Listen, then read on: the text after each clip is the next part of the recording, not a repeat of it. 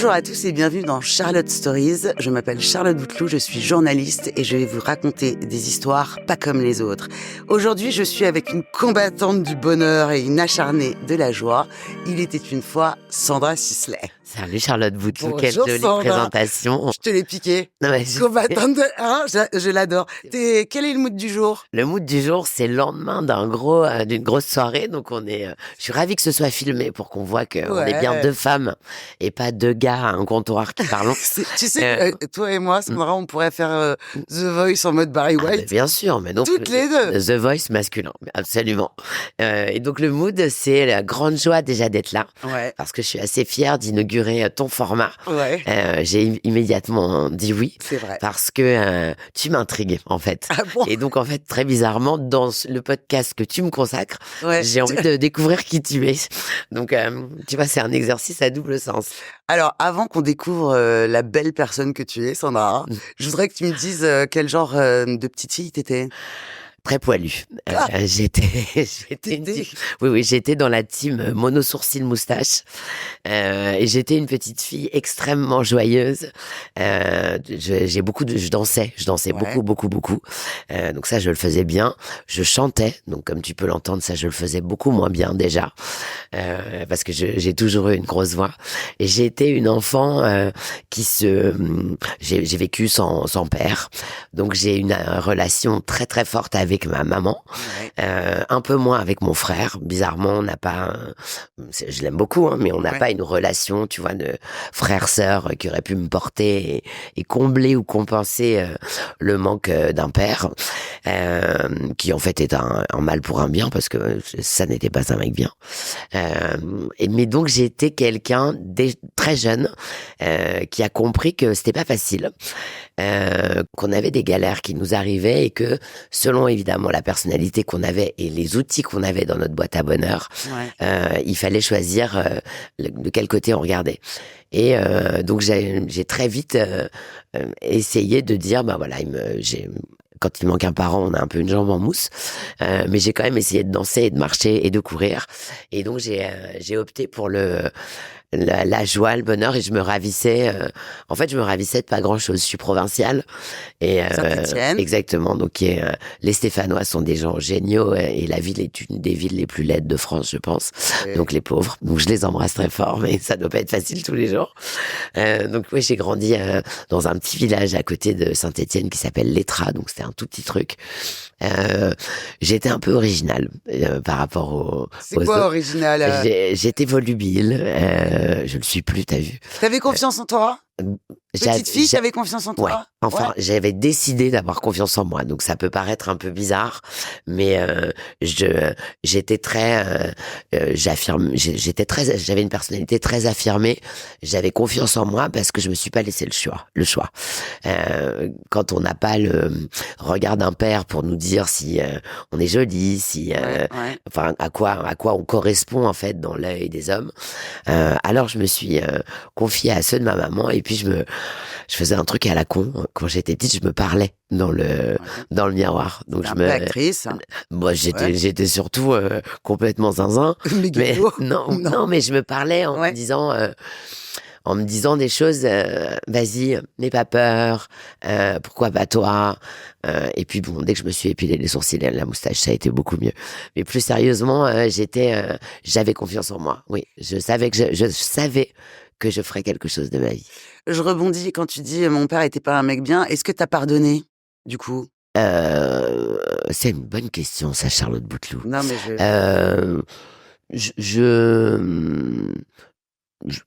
alors, je pense que si j'attends autant, c'est que non. Et j'ai surtout pas du tout envie de parler de lui. Mais du coup, peut-être que ça t'a rendu aussi dans le côté un peu le mec de la famille, le côté un peu. Ouais. En fait, évidemment, j'en ai retiré quelque chose et j'en ai fait une force.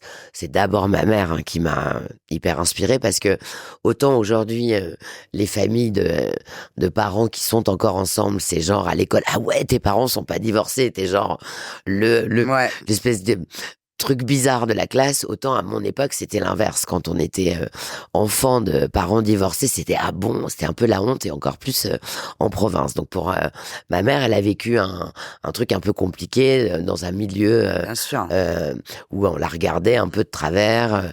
Je me souviens que bon, je suis catholique d'origine et elle allait plus à la messe, elle allait plus communier. Donc je me dis mais qu'est-ce que c'est que cette espèce de rejet? Donc c'est pour ça que j'ai un rejet de la religion aussi que je trouve hallucinant en fait de te dire que quand tu es dans la détresse, tu divorces, l'Église te dit que tu ne peux plus communier. Enfin, il y a un problème, les gars. Il y a un problème dans la mission. Et donc, pour revenir à ta question, oui, je pense que bien sûr, j'en ai fait une force. Je me suis énormément inspirée de ma mère et j'ai surtout très vite compris que je devais être indépendante financièrement, indépendante intellectuellement, parce que c'était le cas de ma mère. Et si on s'en est sorti, c'est parce qu'elle travaillait, c'est parce qu'elle avait un tissu social, et surtout, c'était une putain de gonzesse, quoi, une courageuse et puis fallait nous élever, quoi, on était relous. Donc, ouais, évidemment, quoi, j'en ai tiré quelque chose de bien. T'as fait des études, t'as fait du droit. Ouais, j'ai fait du droit. Donc au début, c'était quoi? Pour faire plaisir à ta maman ou tu voulais vraiment être avocate, huissier Écoute, j'avais envie j'avais soif de connaissances. Et en fait, bizarrement, le droit, c'est quelque chose qui s'applique toute la journée, tout le temps, de la boulangerie au contrat, en passant par une réservation de chambre d'hôtel. C'est vraiment quelque chose auquel tu es confronté toute la vie. Donc j'avais beaucoup de facilité. J'aimais apprendre. Ma mère est huissier. Et oui, naturellement, en fait, j'ai embrassé ce cursus-là sans vraiment avoir une perspective de carrière dans le droit. J'avais envie d'avoir des armes, en fait. Mais au fond de moi, j'avais toujours une petite musique qui jouait et qui me disait c'est pas ici chez toi, c'est pas à Saint-Étienne que tu vas grandir. C'est trop petit. J'étais à l'étroit et puis j'avais envie de différence, j'avais envie de rencontrer des personnages, j'avais envie de...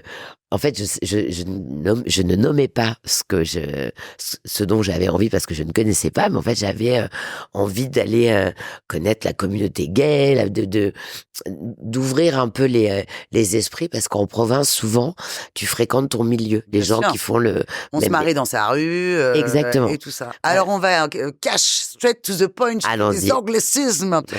Donc t'arrives à Paris, tu quittes Saint-Étienne, t'arrives à Paris, t'as pas d'argent. Non, j'ai pas. Bon là, il se passe quoi? Il se passe que pour ma mère, c'est un peu la douche froide parce que je suis en maîtrise de droit, je suis super forte. Ouais. Et je décide donc de partir à Londres. D'abord, pour partir de Saint-Étienne, je me casse à Londres. Je fais un programme Erasmus de droit. Et là-bas, espagnol. Absolument. Et en fait, là-bas, donc, j'ai pas de rond. Okay. Je suis à Londres. Et le week-end, pour me faire de la thune, je vis dans un building avec plein d'étudiants.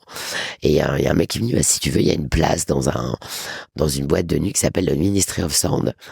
Et il y a une place au vestiaire. Et moi, maintenant, je sais pas ce que c'est que le Ministry of Sound. Je suis jamais allé en boîte de ma vie. J'étais un peu niaise, quoi. Énorme boîte, donc, pour ceux qui savent pas. Ben, les gars, la boîte, le Gaulle. C'était Karl Cox et tout exactement. ça, là. Voilà. Laurent Garnier, Karl Cox, à la grande époque. La grande époque. Mais moi, j'ai pas du tout l'affiche. Je sais pas que j'arrive dans un truc culte. Ouais. Et donc, j'arrive au vestiaire là-bas et en fait, je récupère des vêtements, Charlotte, qui ne sont pas des manteaux, en fait. Donc, les gars à Londres, ils ont des manteaux, des vestes en forme de virus du sida. Ils ont des moumoutes violettes plus grosses que le fauteuil. Enfin, donc, je récupère les vêtements et donc l'espèce de mood, de mode de l'époque et je me dis mais je veux être ces gens, en fait, je veux faire partie de cette espèce de secte de joie.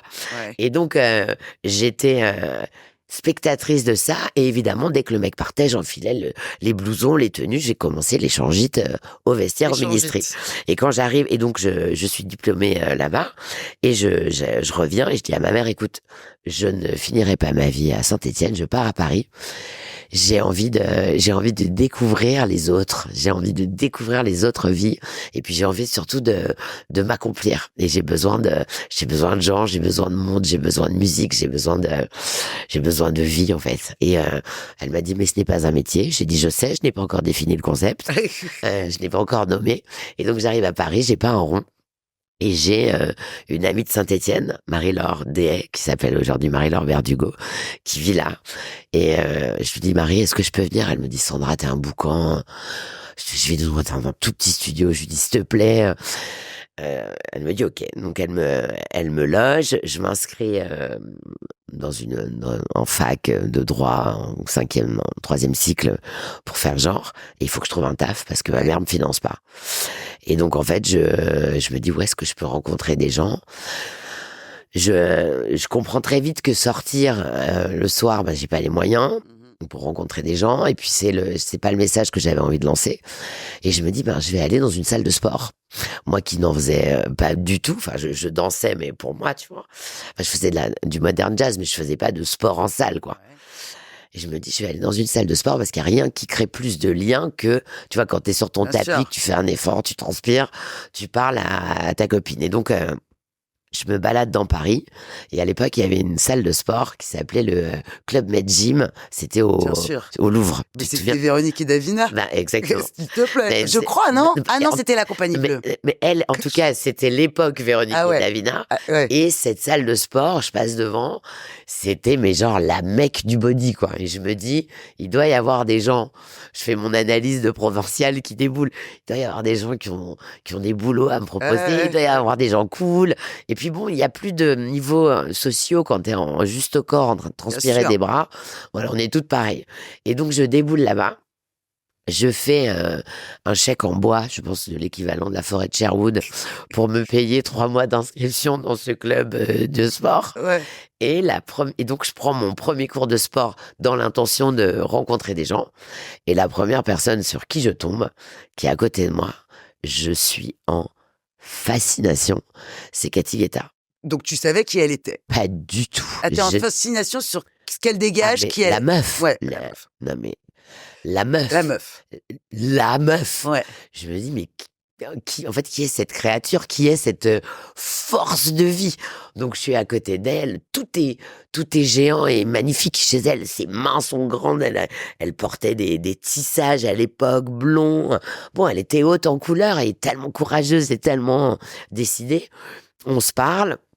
Elle me raconte un peu sa vie. Elle me raconte qu'elle reprend un établissement mythique à Paris, Les Bains.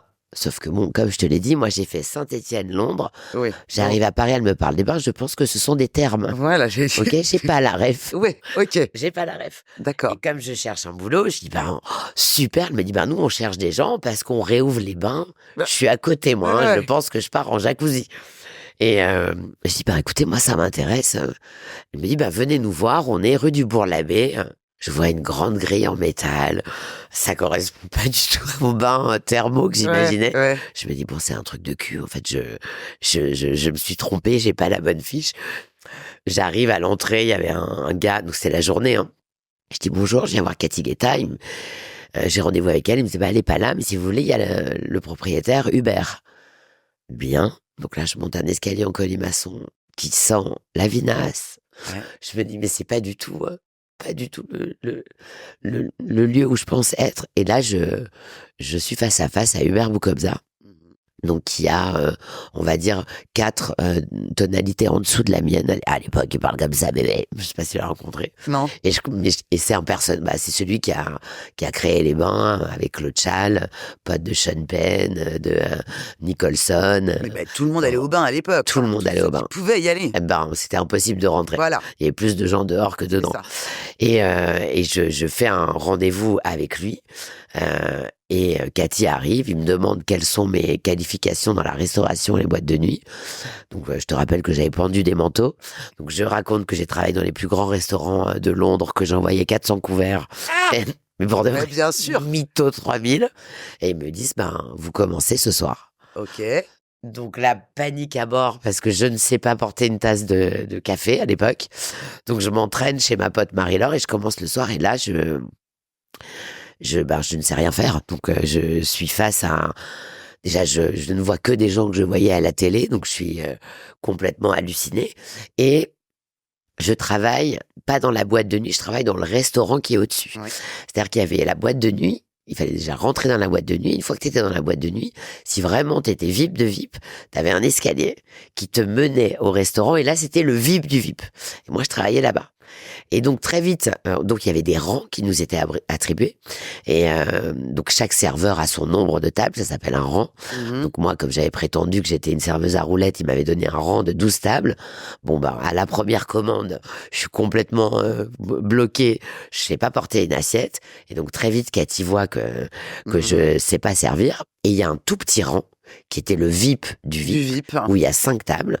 Elle me dit, mettez-vous là, de toute façon, vous savez pas porter, mais bon, vous avez l'air de vous débrouiller, parce que je passais des commandes de ouf. Et là, donc, tu te retrouves je déboule, à servir Charlotte, la crème de la crème de la crème. Mes clients, Mick Jagger, Prince, Mick Jagger, Johnny Depp. La folie. La folie au-dessus du game. Ah ouais. Et surtout, je me rends très très vite compte que c'est là que ça se passe. Ouais. Donc, je soudoie le soir d'après un petit paquis qui faisait la vaisselle à l'office, et je lui dis, je t'en supplie, on partage tous les pourboires, je prends les commandes et c'est toi qui apportes les assiettes. Donc moi, j'avais plus qu'à passer la commande, parler aux gens, faire le show, parce qu'à l'époque on faisait le show, et puis mon petit gars qui s'appelait Gus arrivait, et c'est lui qui apportait les assiettes pour pas que je défonce les robes Versace de Naomi Campbell. Et Cathy Guetta, elle s'est tout de suite toujours prise d'affection pour toi, parce qu'ils auraient pu te dire, écoute, en fait, meuf, tu sais pas ton taf, quoi. Non, elle est, tu sais, c'est pas du tout pour me jeter des fleurs et dire que j'ai du talent, mais c'est quelqu'un qui sait. Elle a du pif. Elle a du pif. Tu sais, 80% des gens aujourd'hui qui travaillent dans la nuit, ils ont fait l'école Guetta. D'accord. Alban Cléret, qui est la reine de Cannes, Marmotte, qui travaille avec Jean Rock, Franck Maillot, tous les gens qui pèsent dans la nuit ou dans le monde de l'événementiel, à peu près, sont passés entre ses mains. C'est un détecteur de talent. Elle est dure dans le travail, et c'est un professeur de vie exigeant. Je voulais l'épater, et puis surtout elle me fascinait, et elle m'a énormément appris. Bizarrement, j'ai pas appris à porter des assiettes là-bas. Ouais. J'ai appris à m'adapter aux gens. J'ai appris à avoir un ego bien placé. Parce aujourd'hui, il y a eu tout ce qui est MeToo et tout ça, mais moi, à mon époque, tout ça n'existait pas.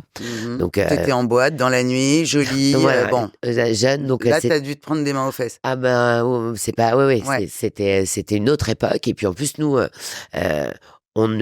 on le rejetait physiquement, mais il y avait une sorte d'acceptation sociale tellement évidente que t'étais limite relou si tu disais quelque chose. Ouais. Donc moi... Non, mais nous, on vient de là. Hein. Exactement. À la télé, c'était pareil, mais alors la nuit encore plus, parce que la nuit, t'as une promiscuité... Bon, mais t'as géré. J'ai méga géré, et puis surtout, j'étais très forte. J'avais évidemment, j'ai de la culture, j'ai du répondant, je me laisse pas démonter. Et je suis devenue très vite la petite chouchou de ces gens-là qui, en fait, aiment bien quand on leur tient tête. Voilà, c'est ça. T'arrivais à les éconduire sans qu'ils se vexent. Hein. Exactement. Et puis moi, j'ai mis quelques tartes. Hein. Ah ouais? Ouais. Oui. Alors, j'en suis pas peu fière. Alors justement, Sandra, oui, Charlotte. Maintenant tu bosses plus dans la nuit, quoique si, tu fais plein de trucs dans la nuit. Mais qu'est-ce que t'as appris? Qu'est-ce que t'as gardé du monde de la nuit? Écoute, j'ai plus appris sur les bancs de l'école de Cathy que à la fac de droit. J'ai appris que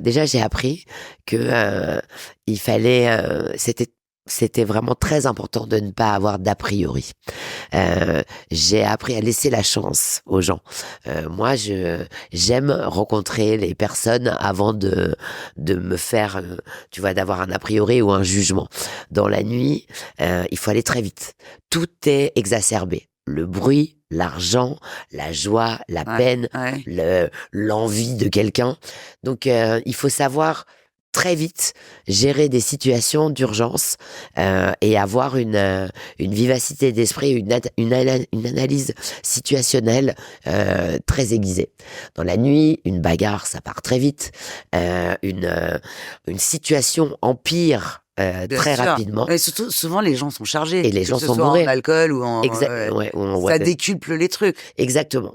Donc, j'ai appris à gérer. J'ai appris à prendre sur moi des situations qui peuvent aussi être des situations agréables, mais l'instant, tout de suite, réagir, savoir où est-ce qu'on est, qu'est-ce qui se passe, à qui je parle, comment il est dans quel état, qui est son pote, avec qui il faut pas le mettre. Donc, j'ai appris à gérer les gens, les situations, et j'ai pas peur de mouiller le maillot, en fait. Après, t'as monté ta première boîte, ça s'appelait Bombass Production. Exactement, parce qu'à l'époque, j'en étais une à l'époque. Non, mais même aujourd'hui, mais t'as décidé de changer après. Oui, Warrior, parce que j'ai pris dans la gueule un peu.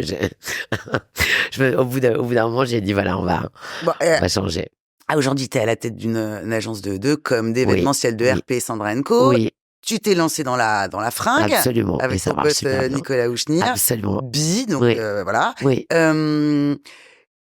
T'es maman. Oui. Tu es aussi belle maman. Oui, je suis belle maman, bien sûr. Donc en fait, comment tu t'organises? Non, bah parce qu'attends, tu fais pas que des événements de nuit, mais tu fais beaucoup de soirées, de machin. C'est un gros bordel. Il faut être hyper structuré.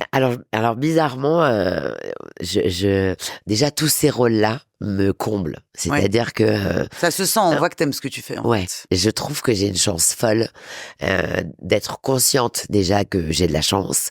Après, je suis allée chercher tout ça. Hein. Je me lève le matin, enfin comme tout le monde, mais je suis pas quelqu'un à qui on a donné des choses. Je suis pas quelqu'un qui avait un réseau. Je suis pas quelqu'un qui était programmé pour l'amour. Tu vois, aussi fort, parce que quand tu grandis, tu vois, avec un modèle de parents qui se déchirent, tu pars pas très bien. Mais en fait, la vie d'entrepreneuse me comble, parce que je pense que j'aime être leader, j'aime avoir des équipes, et ils savent qu'ils peuvent compter sur moi, même si je suis pas facile. Maman, c'est le rôle de ma vie. C'est ce qui m'a maintenu en vie dans les périodes où ça allait moins bien. Dino est un être de lumière absolu. C'est ton fils? Ouais, c'est mon fils. Et puis, être belle maman, je l'ai été 2 fois. Je l'ai été une première fois avec Anna Victor et Léopold Zetoun, qui sont des enfants extraordinaires. Et je le suis aujourd'hui avec ceux qui sont comme mes enfants. Liv et Lévin Sisley, qui sont des mômes... Voilà, j'apprends beaucoup d'eux. Ils nous apportent énormément à Dino et à moi. Et au début, c'est toujours des situations. Tu sais, quand tu arrives dans un modèle où t'as un papa et une maman qui se sont séparés, donc ta mère et leur maman, ils sont adorés par leurs 2 parents. Donc leur maman Julie est une maman extraordinaire qui les adore, donc ils n'ont pas besoin de l'amour d'une mère. Leur père, ta mère, et bon ben voilà, vous savez ce que j'en pense. C'est il y a pas mieux au monde, elle les adore. Et donc moi j'arrive dans cette situation où ils sont séparés depuis longtemps, mais où ils n'ont pas de besoin d'amour, de complément d'amour. Ce qui est le cas de mon fils, lui, il a besoin de combler un père qui est un peu absent. Donc ta mère avait un boulevard d'amour, tu vois, une utilité, une fonction évidente. Moi, j'arrivais sur un truc, j'étais un peu la cerise sur le gâteau. Est-ce qu'on a envie de la bouffer ou pas, cette cerise? Et donc, avec Liv et Lévin, on a appris à trouver nos chemins d'amour, en fait, et nos manières de fonctionner. Et ils m'apportent énormément, et j'ai beaucoup de chance d'être leur belle-mère. J'ai lu quelque part que tu avais fait un burn-out, c'est vrai ou pas? Alors, ou pas.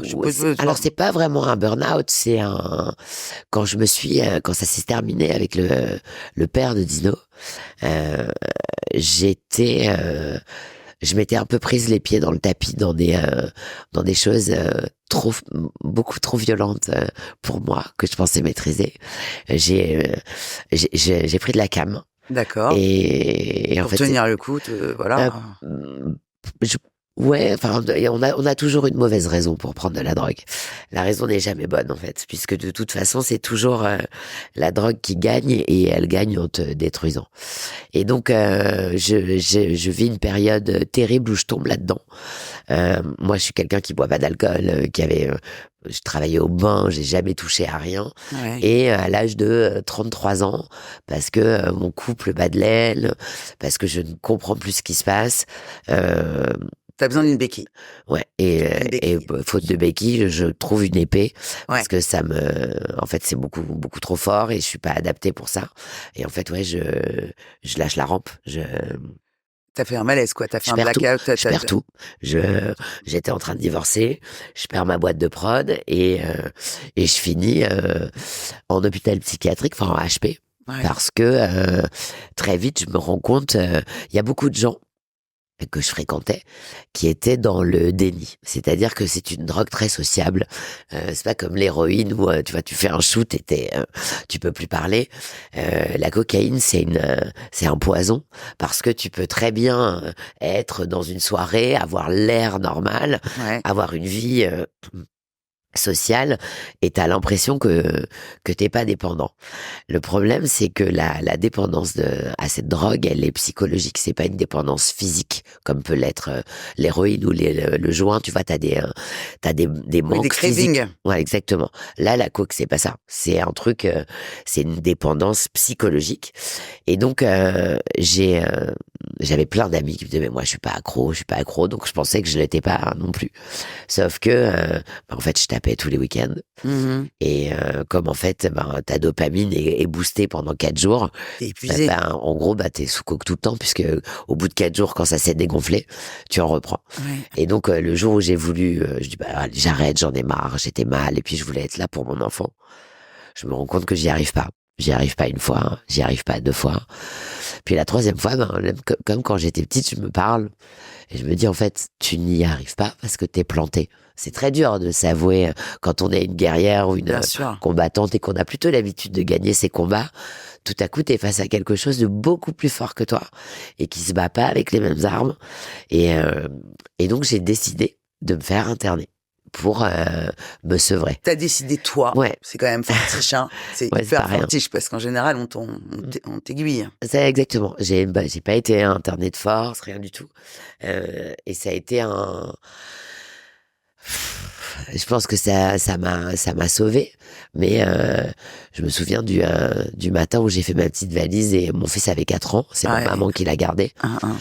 Et où il a fallu que je fasse face à moi-même. Et surtout que je savais que j'avais beaucoup de belles choses à vivre encore. Je voulais voir mon fils grandir. Et puis, je suis pas le genre de meuf à tourner le dos aux problèmes. Donc, je les ai pris en pleine gueule. Je pensais rester 15 jours. Ils m'ont gardé 4 mois. Ouais.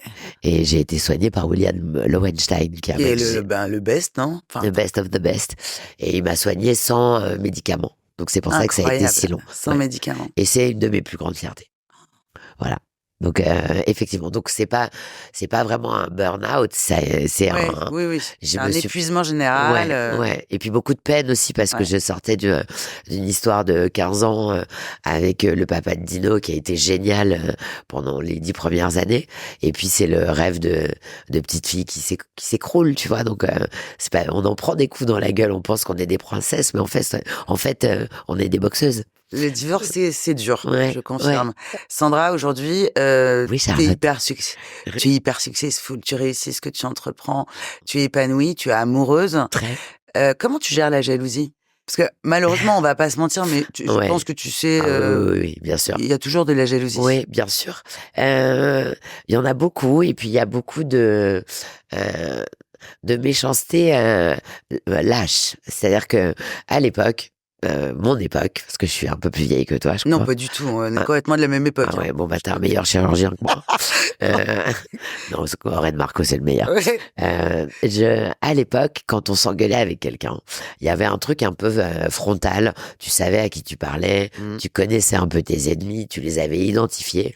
Aujourd'hui, avec les réseaux sociaux, et je suis assez suivie sur les réseaux sociaux, il y a une lâcheté et une fenêtre en fait ouverte sur l'agressivité, la jalousie, sans prendre de risques, parce qu'il faut quand même des couilles pour aller agresser quelqu'un.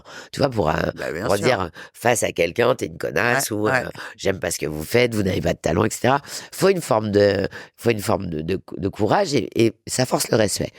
Sur les réseaux sociaux, pas du tout. N'importe qui, ça peut être tes amis avec des faux comptes, peuvent te dire t'es vieille, t'es moche, sale droguée, sale machin. Donc moi, j'y suis confrontée, évidemment, parce que je suis sur les réseaux sociaux comme tout le monde.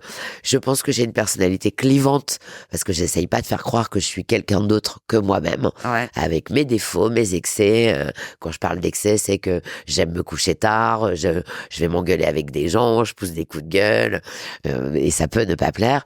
Et oui, j'ai beaucoup de gens qui me politisent aussi parce que je suis mariée à un Israélien, donc forcément voilà, j'ai forcément des positions un tel. Qu'en savez-vous en fait? Tu bloques les gens ou pas, ou tu bloques pas? Alors j'ai fait un truc génial et c'est Karine Le Marchand qui m'a sauvée. Au moment du conflit, du drame du 7 octobre, mon mari et moi, on est allés, c'était 2 jours après, à une manif pour Israël, juste par rapport au massacre qui s'était passé. On parle pas de ce qui se passe aujourd'hui à Gaza. On parle de 2 jours après, il s'est passé la marche dans Paris. Exactement. Et là, en fait, je me fais inonder de messages de haine. Et en fait, je suis complètement traumatisée par ce qu'on me dit. On reçoit des menaces. Les gens nous disent qu'ils connaissent notre adresse. C'est vrai. C'est violent. C'est chaud. L'angoisse. C'est vrai, tu deviens un peu parano. Et puis surtout, je suis pas toute seule. J'ai 3 gosses. Mais bien sûr. Et donc, en fait, j'en étais arrivée au point je pouvais plus bosser. C'est-à-dire, je postais une photo Instagram, j'avais 200 commentaires de sale pute. Donc, vis-à-vis de mes clients, vis-à-vis de moi, puis même vis-à-vis de l'objet, j'avais du mal à aller sur mes réseaux sociaux. Et Karine me dit, Le Marchand, mais t'es con, elle me dit, tu sais, les commentaires, ça se désactive. tu peux choisir qui peut commenter. Je dis, what? Et donc, je ne le savais pas. Donc, en fait, aujourd'hui, tu peux sélectionner dans les setups que seuls les gens qui te suivent et que tu suis. Ouais, donc pas des nobots qui viennent te voir Pas le gars qui passe en bas de chez toi et qui fait pas le pute et qui se barre. Non. Quelqu'un qui a décidé de s'abonner. Donc, ça change les choses et surtout, ça adoucit les conversations. Donc, par rapport aux réseaux sociaux, ça, c'est moi, je suis bien dans mes pompes. Donc, ça me touche pas, tu vois, personnellement, dans le sens où je me dis, oh là là, ce qu'il disait vrai. C'est juste que ça me gonfle, tu vois, ça me gonfle. Une nana m'avait écrit fais gaffe, on dirait Sheila. Enfin, j'ai des trucs. Non, mais sincèrement. C'est un homme. C'est ça. Bon, tu vois, t'as vu sa gueule. Jean-Michel Trogneux. Exactement. Et à propos de réseaux sociaux, donc Sandra, t'as une communauté hyper investie. Quand tu es investie, et moi, je t'ai carrément complètement découverte pendant le confinement. Je te connaissais d'avant pendant le confinement. Tu m'as fait mon confinement. J'ai beaucoup rigolé. Et en fait, c'est un outil formidable de communication. Tu le sais mieux que moi. Mais tu sais aussi que pour la jeune génération, il peut avoir des dérives qui s'appellent par exemple le cyberharcèlement, les nudes. Il y a Andrea Bescon qui a fait une série là-dessus canon. Qu'est-ce que toi qui es maman justement, on peut pas leur dire allez pas sur les réseaux, ce serait con de manière. Mais qu'est-ce que ça t'évoque ça? Évidemment que ça me fait peur parce qu'en plus je suis un peu accro à Insta et ces choses-là. Bien sûr que ça me fait peur. Moi, la solution que j'adopte, c'est que je leur parle beaucoup. Je leur explique ce qui peut se passer. Je leur explique que derrière des comptes peuvent se cacher des gens qui prétendent avoir 15 ans et qui en ont 60 et qui se touchent la nouille en leur parlant. Je suis très très cash avec eux et j'essaye de les inciter à privilégier les rapports réels. Donc on a installé en fait un truc qui est assez cool avec mon mari, c'est que le week-end on leur supprime leur téléphone. Carrément. On leur enlève leur téléphone, on leur rend le soir à 19h. Et en fait, ce qui est génial, c'est qu'on se rend compte qu'ils se remettent à lire, ils se remettent à se parler, ils se remettent à avoir envie de faire du sport. Non, mais ça m'intrigue, j'ai envie de faire ça tout de suite. Mais comment t'as fait? Alors, ça a été dur au début. Mais en fait, comment j'ai fait, c'est que nous, on a créé du contenu, en fait. On a créé le contenu qu'ils trouvaient pas sur les réseaux. Donc, on a créé des activités, on a une maison, on a un moulin, donc au début, ils faisaient la gueule, ils traînaient la patte. Non. Et puis, en installant, tu vois, des choses à faire, mais ça va, je te parle de trucs, on sauve pas des vies, mais on va ramasser du bois, Ouais, mais c'est on dit génial. mission potager aujourd'hui, C'est ça des extra. trucs à la con, Et ça, tu nous le fais vivre sur les réseaux d'ailleurs. absolument. Le Moulins. Ouais, le Moulins, exact, le Moulins, bah, où mon mari est un fermier. Ah Hein. ben non, mais surtout, il a un truc avec les animaux, Il a un avec truc, les bêtes. il a un truc un peu avec tout le monde, je crois. Hein. Tout le monde a envie d'être avec Incroyable. lui. Non, c'est fou. Tu peux mettre ta mère dans une pièce Ouais. avec un chien dangereux. Tout le monde va te dire, voilà, c'est pas possible. Bon, il va passer 4 heures avec lui. Le clébard va avoir envie de se marier avec lui. C'est Donc incroyable. voilà ma vie. Mais même Alors, avec des oies. ah bah, les oies, écoute, à Paris, j'ai les dindes qui lui courent après. Et à Paris, j'ai les oies. Donc, ouais, les oies, c'est fou. C'est des animaux. Mais les animaux sentent tellement les énergies ouais, des gens, hein. ouais, Donc, bien sûr. Et il a un truc particulier. ouais. Et puis bon, il m'a quand même apprivoisé, donc c'est pas mal aussi. Hein. C'est quoi le secret d'un couple qui dure? Alors, putain, la question de fou. Ah bah, la question d'Eric Dumas, ouais. un peu relou, mais Non, en mais, fait, vous êtes ouais. tellement amoureux, voilà. On sait qu'il y a le quotidien dans la vie aussi, donc. Écoute, je crois qu'il y a déjà, on a énormément d'admiration l'un pour l'autre. Ouais. Tu vois, il y a un truc, on se regarde et lui et moi comme ça. Donc, je pense que dans la longévité et dans le quotidien, c'est important d'admirer l'autre. Parce qu'une fois que tu as dit que voilà, il était beau ou que j'étais belle et Ouais, ouais. on aimait être ensemble, ce qui dégage, ce qui représente, j'admire ce qu'il représente et il admire ce que je représente. Donc je pense qu'il y a ça.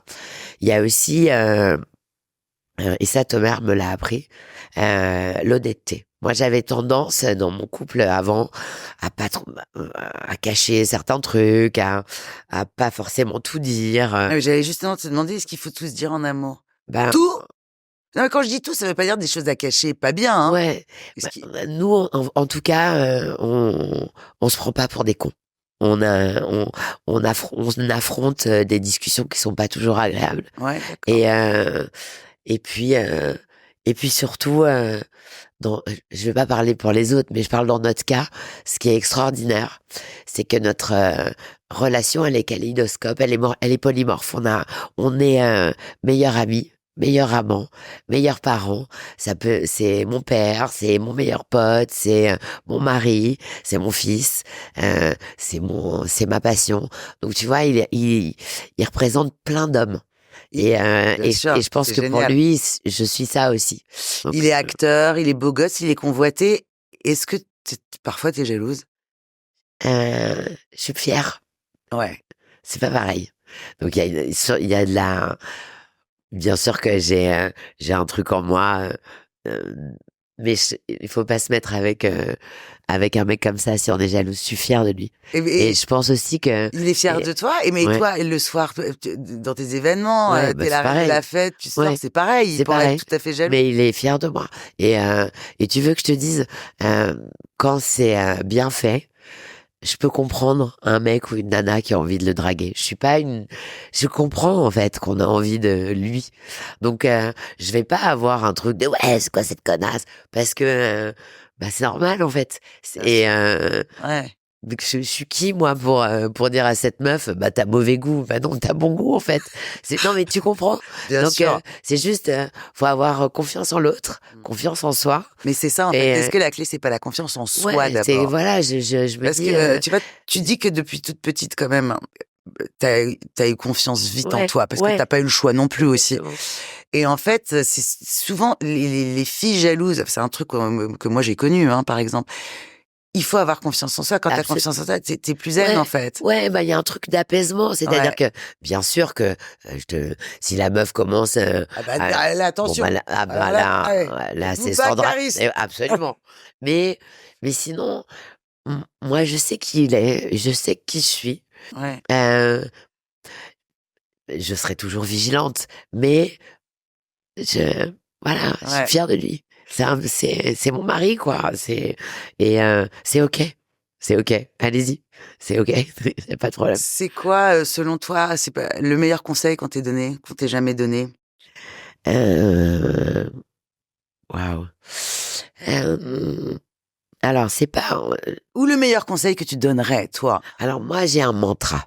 Ah. Quand je me suis séparée de mon premier mari et où il n'y avait plus rien qui allait, il se trouve que il est aujourd'hui en couple avec mon ancienne assistante. Donc, ils ont une super belle histoire d'amour, sauf que c'est quand même un petit peu bizarre au départ, hein, quand tu l'apprends.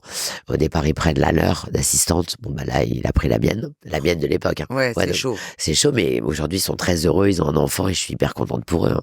Mais à l'époque, ça devait être dur. À l'époque, je prends le mur de Berlin sur la gueule, quoi. Ouais. Et mais la preuve qu'ils ont eu raison, tu vois, ça fait 7 ans qu'ils sont ensemble et ils sont très contents. Oui, puis tant mieux parce que tu as rencontré Thomas. Moi, je suis très contente, voilà. donc je les remercie. Mais à cette époque-là, c'est horrible parce que je me rends compte que la trahison, elle était 24 heures sur 24 au bureau avec elle et à la maison avec lui.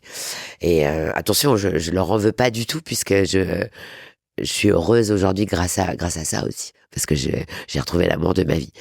Mais donc, c'est là où je me mets à prendre de la cam et où je me retrouve en cure de détox. Et quand je sors de là, déjà, je suis hyper fière. Ouais. Et je me dis... tout le monde me dit, mais tu devrais te venger, tu devrais machin, nan, nan. Et en fait, j'ai pas assez de force pour 2 combats, les 2 combats étant me reconstruire ou me venger. C'est ça. Et en fait, très vite, je comprends que ça n'apportera rien de me venger, que je vais pas... Qu'est-ce que ça va m'apporter? Et puis surtout, j'ai pas la force pour aller au combat. Et je me dis, je tombe sur cette phrase qui est ne te venge pas, sois heureuse, c'est pire. Et j'ai trouvé ça hyper inspirant, hyper vrai. En fait, parce que dans le sens où tellement vrai, mais ouais. il faut aller chercher son bonheur. C'est pas qu'est-ce que j'allais leur souhaiter du malheur et puis moi je serais restée sur le bord de la route avec mon enfant. Donc tous les matins, j'avais pas un rond et je me répétais ça. Et je me disais, mais ma victoire, c'est si je suis heureuse. Et crois-moi, je le suis. plus que je l'imaginais. Si c'était à refaire, qu'est-ce que tu ferais différemment? La drogue? Ouais, ça c'est sûr. Ça c'est sûr que cette merde, j'y goûterai pas. J'y goûterai pas parce que... Et quand tu vois des potes, je veux dire, dans la nuit, on va pas se mentir, on en a plein des potes qui se droguent de temps en temps. Ouais. Tu leur en parles ou pas du tout? Tu les laisses faire leur chemin? Non, déjà, je reste sensible à ça. Bien sûr. J'en ai... quand j'en vois... tu vois, c'est pas un truc... je me fais, oh là là, c'est facile. Pas du tout. Tu restes sensible à ça. Il faut être forte. Et quand je vois des potes, c'est quasiment la plupart des gens... Chacun son surf, en fait. Moi, je pense à mes enfants d'abord. Ça, je ferai attention à mes gosses. On verra ce qui se passe. En tout cas, je saurai détecter s'il se passe quelque chose. Ouais. Ils savent? Tu leur en as parlé? Bien sûr. J'en ai parlé, bien sûr, à mon fils, bien sûr, parce que je voulais pas que quelqu'un d'autre que moi lui apprenne. Voilà. Parce qu'il y avait des gens qui étaient au courant et ça, pour moi, ça aurait été terrible. Tu vois, qu'un jour, il rentre et qu'il me dise, dis-moi, maman, c'est quoi cette histoire? Et, donc j'ai décidé de lui en parler et non, je pense que chacun son surf et parfois il faut savoir tomber pour se relever mieux. Ce qui compte, c'est d'abord se relever. Mais voilà, plus on est loin de ça et mieux on est. Le monde de demain, le monde qui vient pour nous, pour tes enfants, qu'est-ce que ça t'inspire? T'es sereine ou tu te dis, mon Dieu, tout est de plus en plus dur, ça se corse, tu vois tout ce qui se passe. Je te parle même pas du climat. Oui. Alors j'ai évidemment une analyse objective et anxiogène du futur, mais j'ai la chance d'arriver à fermer un peu le rideau de la fenêtre du futur et de voir les choses à moyen terme. C'est bien. Ouais, parce qu'en fait, ça mène à rien. C'est juste du stress. Moi, je pleure pas pour ce qui va arriver. Je pleure pour ce qui arrive aujourd'hui. Donc, ce qui ne veut pas dire que je fais pas ce qu'il faut pour l'écologie et faire en sorte que mes enfants aient un bel avenir. Mais j'essaye de réguler mon stress et de rendre ce stress utile. Je vais pas tout à coup me dire, oh là là, qu'est-ce qui va se passer avec mes enfants dans 30 ans? J'en suis pas là. J'ai tellement de choses à gérer dans la semaine que me cassez pas les couilles avec dans 10 ans. On verra au moment où ça arrivera. Donc, je fais un peu, je prends les problèmes quand ils arrivent, j'y fais face, je fais front. Le moment présent. Mais je me fais pas de nœuds au cerveau supplémentaires. Il faut aussi essayer, et je sais que c'est facile à dire, mais on peut y arriver. Il faut garder de la légèreté. Tu vois, par exemple, Charlotte, moi, quand je te rencontre, je vois que t'es une bosseuse, que t'es en place, mais t'as ce truc de légèreté, de joie qui reste. Mais j'allais te demander, justement, Sandra. T'as un truc qui est incroyable, t'as cette joie. Alors, est-ce que t'as des tips? Parce qu'en fait, tu te l'imposes, cette joie. Et c'est vital. Ou est-ce que t'as un truc qui fait que... Comment tu fais, en fait? Parce que moi, je suis volubile, j'ai de la joie, mais parfois, je suis par terre. Bah, moi aussi, mais quand je suis par terre, je reste chez moi. Voilà. Tu vois, je sors pas, je m'expose pas. Mais non, c'est vraiment un instinct. C'est ma nature. Je l'ai depuis toute petite travaillé. C'est ma nature. Je me réveille avec le sourire. Ta mère me le dit d'ailleurs. Parfois, elle me dit putain, parce que lui, il est ashkénaze. Ouais. Donc, quand ça va bien, ça va mal. Enfin, faut le savoir. C'est vraiment très drôle. C'est une autre manière de voir. Ouais. Et toi, le matin, tu te lèves et t'es en mode... déjà, je suis heureuse de me réveiller à côté de lui. Je suis heureuse de me réveiller dans ce corps. Tu vois, c'est des petits trucs de merde, mais moi, j'essaye d'être consciente de l'instant. Tu vois, quand tu me parlais tout à l'heure du stress, trop se projeter, je trouve que c'est un vecteur d'anxiété et de malheur, parce qu'en fait, tu ne sais pas. Bien sûr. Et par contre, se dire, ben, regarde, là, je suis avec une meuf chambée. Ouais, on est bien là. On est bien assis. Le coca est bien frais. Ouais. On bosse. On n'est pas trop mal. On est à la vape, donc... ouais, alors ça... C'est quand même pas mal. On essaie d'arrêter. Bravo, t'es sur la bonne route, toi. Bah, j'essaye. Moi, j'essaie aussi, mais bon. Bah oui, mais là, tu l'as perdu. Bah là, je l'ai perdu, mais je vais la... Voilà, essayer de temps en temps d'être un peu fier de qui on est. Exactement. Et donc, plus focus sur le moment présent. Ouais, et de se dire... Arrêtez, il faut accepter que de temps en temps on soit foireuse. Moi, l'injonction de perfection m'emmerde. Tu vois? Ouais. Et surtout nous, les nanas. On doit être attends, je t'ai pas parlé de ça, le temps qui passe. Parce que nous, les nanas, et toi en plus, la com, l'image, tout ça, on va pas se mentir, on est des super belles. Bah, on va pas se mentir, heureusement que c'est filmé, regardez. Annie Girardot. Non mais... Voilà, ça aussi, nous les femmes, on nous demande des trucs. Tu vois. Bon. Ben moi je suis pas dans l'équipe poil au bras. On laisse tout tomber. Voilà. Après, je suis très admirative, vraiment, de toutes ces jeunes femmes qui disent, ben moi.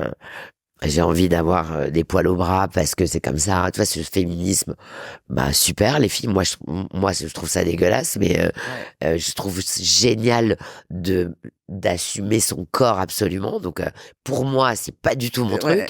Mais quand je les vois faire, je me dis putain, c'est couillu parce que moi, je sais pas comment je réagirais si je. Non mais il y a laisser tomber, et il y a lâcher prise, tu vois. Il y a la descente de rampe d'escalier. Mais c'est génial. Cette génération, elle est géniale.